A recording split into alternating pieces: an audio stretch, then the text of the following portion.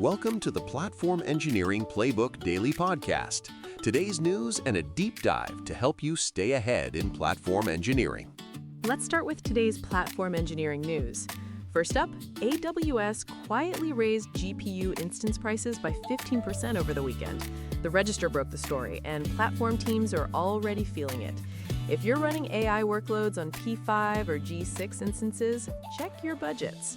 Cloud economics are getting interesting. The new stack has a piece arguing that cloud optimization is fundamentally an engineering problem, not a finance one. The core insight is that finance teams can flag overspending, but only engineers understand the trade-offs between cost and performance. It's a good read for platform engineers building internal cost visibility. On the tooling front, OpenTelemetry Collector hit version 0.143.0. The project continues its rapid iteration. And Grafana released K6 version 1.5.0 with improvements to the browser testing module. If you're doing synthetic monitoring, the new page.waitForEvent API makes event-based synchronization cleaner. And speaking of releases, Keycloak 26.5.0 dropped with workflow improvements for identity management. Worth checking if you're running Keycloak in production. Now let's get into our deep dive. Today, we're diving into Docker Kanvas, the visual infrastructure tool that just launched as a Docker desktop extension. Here's the bold claim: your architecture diagram can now literally deploy itself to Kubernetes. Built on Meshery, the CNCF's sixth highest velocity project, Kanvas is challenging Helm and Kustomize for Kubernetes deployment dominance. This is a significant move from Docker. They've partnered with Layer 5, the company behind Meshery, to create what they're calling infrastructure as design. The tool was announced at KubeCon North America 2025 and is now generally available as a Docker desktop extension. We're going to break down exactly how it works, compare it technically to existing tools, and help you decide whether it belongs in your platform engineering toolkit. And the timing is deliberate. Every platform engineering team I talk to complains about the dev-to-prod gap. Developers write beautiful Docker Compose files locally. Then someone has to manually translate that into Kubernetes manifests, Helm charts, or Kustomize overlays. That translation layer is where bugs, drift, and frustration breed. Let's set the stage with why this matters. Think about the workflow in most organizations today. A developer writes a Docker Compose.YAML on their laptop. They've defined services, networks, volumes, environment variables. Everything works beautifully locally with Docker Compose up. The application runs, services communicate, data persists. Life is good. But then comes the reality check. Production doesn't run Docker Compose. Production runs Kubernetes. So now you need to translate that Compose file into Kubernetes deployments, services, config maps, secrets, ingress resources, maybe horizontal pod autoscalers. Each Compose service potentially becomes multiple Kubernetes resources. Let me give you a concrete example. Say you have a simple 3-service application in Docker Compose, a Node.js front-end, a Python API, and a Postgres database. In Compose, that's maybe 40 lines of YAML, clean, readable, obvious. Now translate that to Kubernetes. The front-end needs a deployment, a service, and an ingress. The API needs a deployment and a service. The database needs a stateful set, a service, a persistent volume claim, and a secret for credentials. You're now looking at 200 to 300 lines of Kubernetes YAML, and that's before you add production concerns like resource limits, liveness and readiness probes, pod anti-affinity rules, network policies, or security contexts. The mental load multiplication is enormous. The mental model mismatch makes it worse. Developers think in services and connections. The front end talks to the API talks to the database. Kubernetes thinks in API objects with specific behaviors. A service is a load balancer abstraction. A deployment manages replica sets. A stateful set handles ordered pod creation with stable network identities. These are powerful concepts, but they're not how application developers naturally reason about their systems. The statistics tell the story. An average Helm chart runs 500 to 2,000 lines of templatized YAML. Kustomize patches require you to understand the base manifests intimately before you can overlay changes. For developers who just want their app to run in production, this is an enormous cognitive barrier. Current solutions address pieces of this problem, but none solve it completely. Compose does basic compose to Kubernetes conversion, but offers no ongoing management. Once you've converted, you're maintaining raw manifests. Draft and Scaffold focus on CI/CD integration and development workflows, but they're not visual. You're still writing and reading YAML. Helm and Kustomize are powerful, but come with steep learning curves that most application developers never climb. And frankly, should they have to? If you're a front-end developer shipping React applications, should you need to understand Kubernetes deployment strategies to get your code to production? Internal developer platforms like Backstage, Port, and Humanitech try to abstract this away, but they're often locked to specific workflows or clouds. They solve the problem by hiding complexity behind forms and templates, which works until you need something the template doesn't support. What's been missing is a visual, interactive tool that bridges Compose syntax to cloud-native deployment while letting you see what's actually happening and maintaining escape hatches to raw Kubernetes when you need them. Which brings us to Docker Kanvas. At its core, Kanvas is built on Meshery, which has been climbing the CNCF ranks as a cloud-native management platform. Layer 5, the company behind Meshery, has been building this technology since 2019. What Docker has done is integrated directly into Docker Desktop and market it to their enormous developer user base. The technical foundation is what they call Meshery models. This is worth understanding because it's what differentiates Kanvas from simpler conversion tools. Meshery models aren't just Kubernetes manifests. They're semantic definitions that describe the properties and behavior of specific cloud resources. Think of it this way. A Kubernetes YAML file tells you structure. A Meshery model tells you meaning. When Kanvas looks at a resource, it understands that a Postgres database needs persistent storage, accepts TCP connections on port 5432, requires authentication credentials, and should probably have backup considerations. It understands relationships, not just YAML syntax. This semantic layer is what enables the intelligent features. When you add a database to your design, Kanvas can automatically suggest or create the dependent resources. It knows a database without a persistent volume claim is probably a bug. It understands that exposing services externally requires ingress or load balancer resources. Kanvas operates in two modes, and understanding both is crucial for platform engineers evaluating this tool. Designer mode is generally available and focuses on declarative, drag-and-drop infrastructure design. Operator mode is in beta and provides live infrastructure management. Let's go deep on designer mode first. You can import existing Docker Compose files, Kubernetes manifests, Helm charts, or customized configurations. Kanvas parses these and generates a visual topology showing your services and their relationships. The import capability is important because it means you don't have to rebuild everything from scratch. The component catalog is substantial. They claim thousands of versioned Kubernetes components with context-aware relationships. When you drag a Postgres database onto your Kanvas, Kanvas understands it might need a persistent volume claim, a secret for credentials, and a service for connectivity.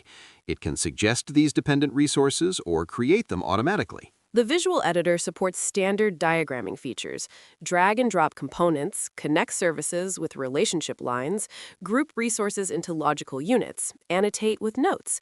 It feels like Lucidchart or Figma, but for infrastructure. The difference is these diagrams aren't documentation, they're executable. The GitOps integration is worth highlighting for platform engineers. Designs can be exported to multiple formats, including Kubernetes manifests, Helm charts, and back to Docker Compose. More importantly, you can store design snapshots in GitHub repositories using their GitHub action, so your visual design becomes version controlled alongside your code. The export flexibility is a key architectural decision. Kanvas doesn't trap you in proprietary formats. You can always escape to standard Kubernetes YAML, which means existing CI/CD pipelines, Argo CD deployments, or Flux reconciliation loops can consume Kanvas output without modification. Now, operator mode is where things get interesting for platform engineers doing day-to-day infrastructure work. When you switch from designer to operator, Kanvas stops being a configuration tool and becomes becomes an active infrastructure console. It uses Kubernetes controllers like AWS controllers for Kubernetes or Google Config Connector to actively manage your designs. In operator mode, you can deploy your designs to connected clusters and then monitor them in real time. You get pod inspection showing status, events, and resource usage. You can open terminal sessions directly into containers from the visual interface. Log tailing with search lets you debug issues without switching to kubectl. Resource metrics give you at-a-glance health information. They've even added traffic generation for load testing directly from the visual interface. You can generate synthetic requests against your deployed services and watch how the system responds. For platform engineers doing capacity planning or debugging performance issues, this visual feedback loop could be genuinely useful. The multi-cloud support is comprehensive. AWS services include EC2, Lambda, RDS, DynamoDB, S3, and SQS. Azure coverage spans virtual machines, blob storage, and virtual networks. GCP support includes Compute Engine, BigQuery, and PubSub. Their catalog also provides access to hundreds of Kubernetes operators. This multi-cloud support comes from the Meshery Foundation. Meshery has been building integrations with cloud providers for years. Kanvas inherits all of that work. The practical implication is you can design architectures that span multiple clouds in a single topology view, which is increasingly common for platform teams managing hybrid infrastructure. That phrase, infrastructure as design, deserves examination. The claim is that your architecture diagram is no longer just documentation.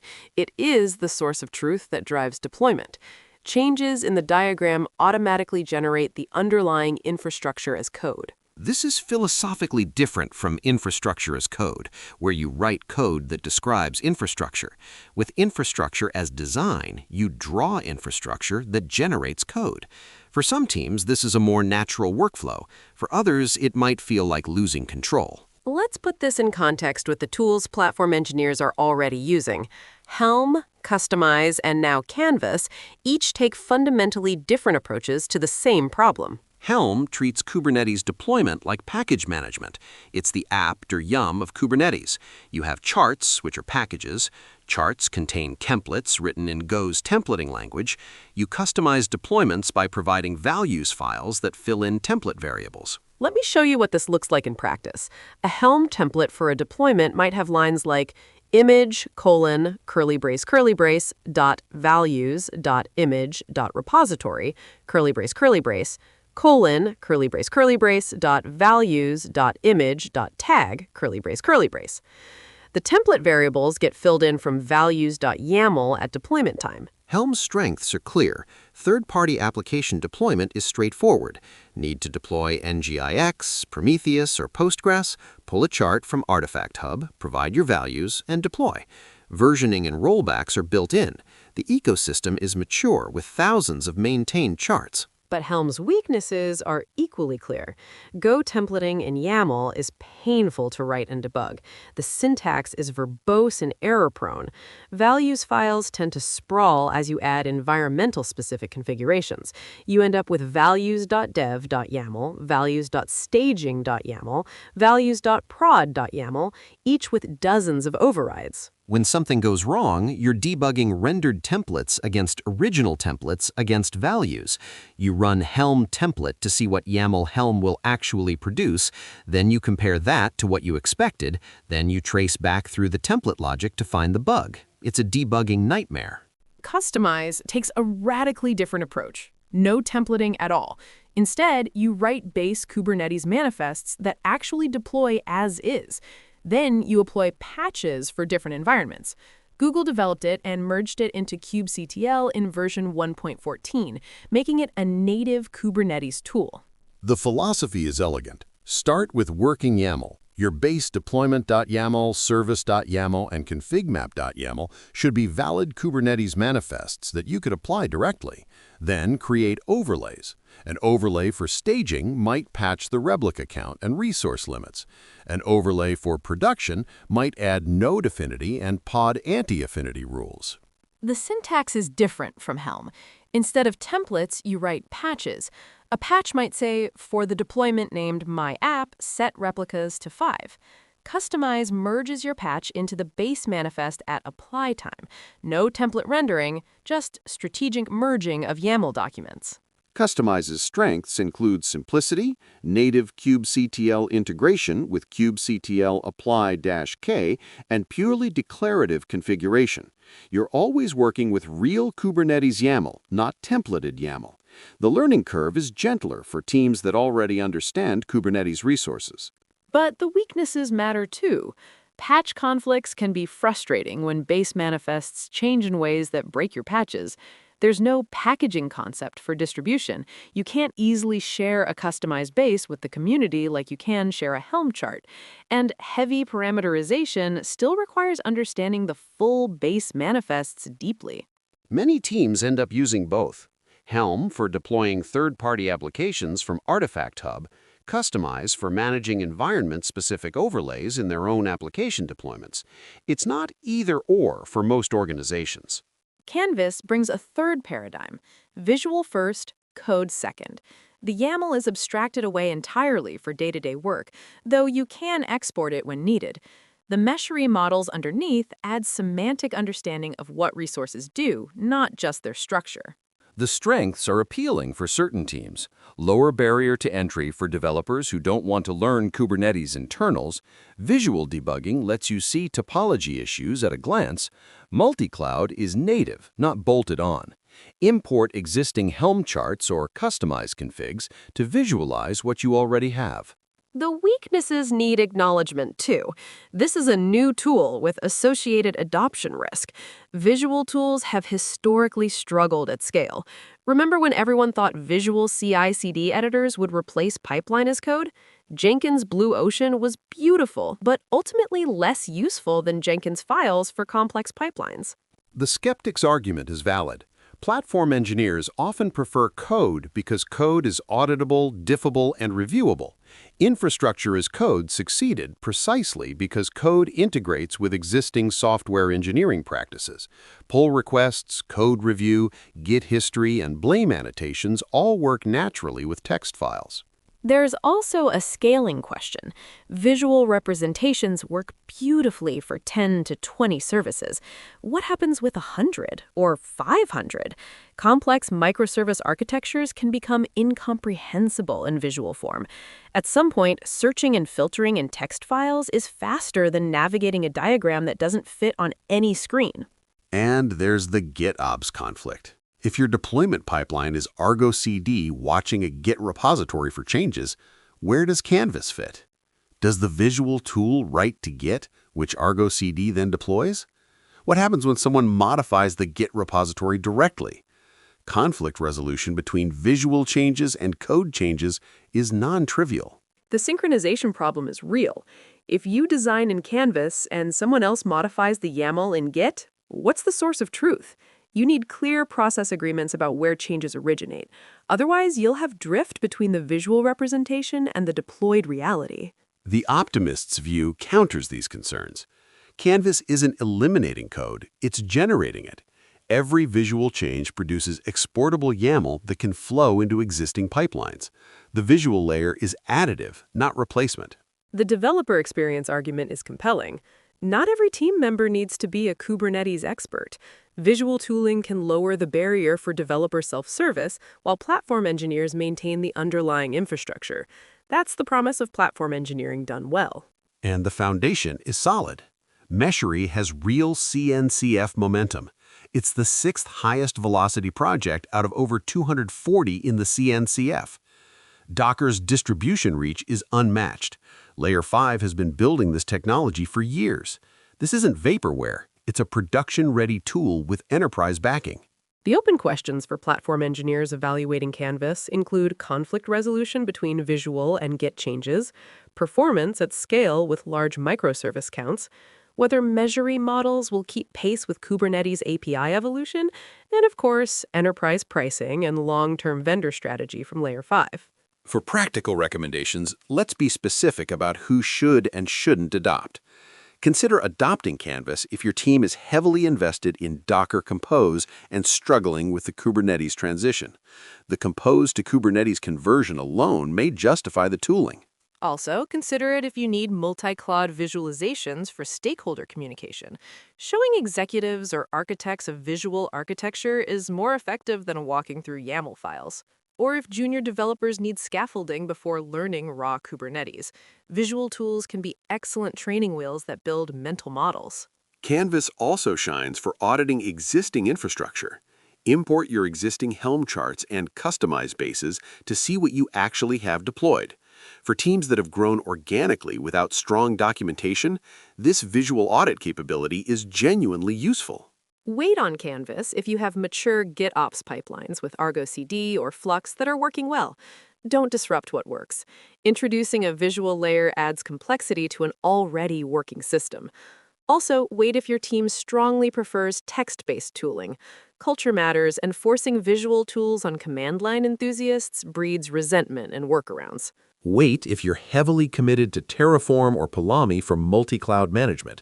Those tools have their own visual layers through Terraform Cloud and Pulumi Cloud, plus mature ecosystems and established practices.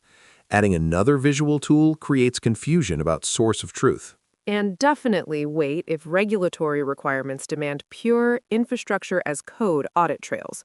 The visual layer adds complexity to compliance demonstrations. If auditors expect to see version-controlled YAML files, having a visual intermediary complicates that story. If you do adopt, consider a graduated approach. Start with visualization only. Import existing manifests, Helm charts, or customized configs just to see what you have. Use designer mode for new greenfield projects where you're designing from scratch. Use operator mode for debugging and troubleshooting, not necessarily as your primary deployment mechanism. Keep Helm and Kustomize as escape hatches.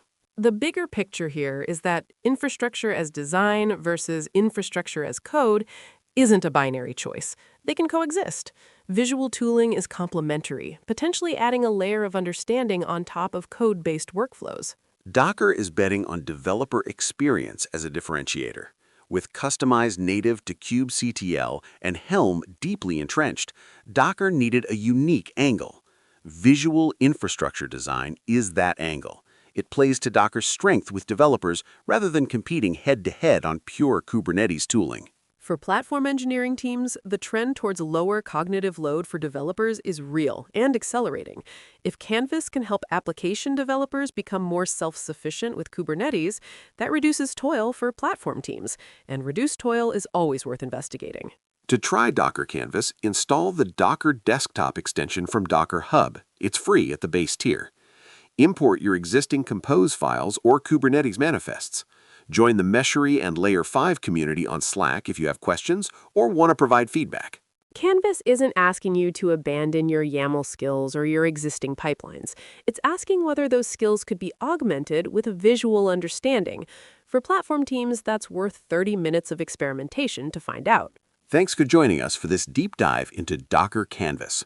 If you're evaluating Kubernetes tooling or looking to improve developer experience on your platform, give it a try and let us know what you think. The platform engineering community benefits when we share our real-world experiences with new tools. And if you've already tried Kanvas, we'd love to hear about it. What worked? What didn't? What would make it more useful for your team? Those conversations help everyone make better tooling decisions. That's all for today's episode. Keep building better platforms.